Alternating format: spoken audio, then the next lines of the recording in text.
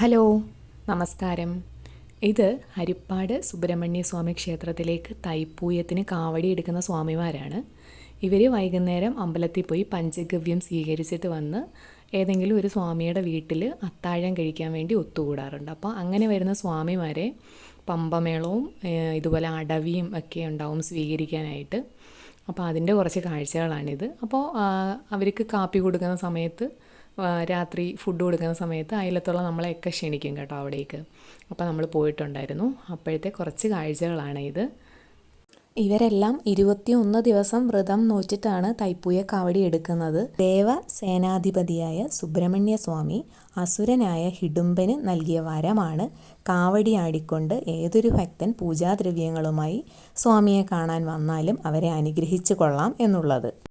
അതികഠിനമായ വ്രതവും അചഞ്ചലമായ ഭക്തിയും ചേർന്ന് ഒരു ലഹരിയാവുന്ന കാഴ്ചയാണ് നമ്മളീ കാണുന്നത്.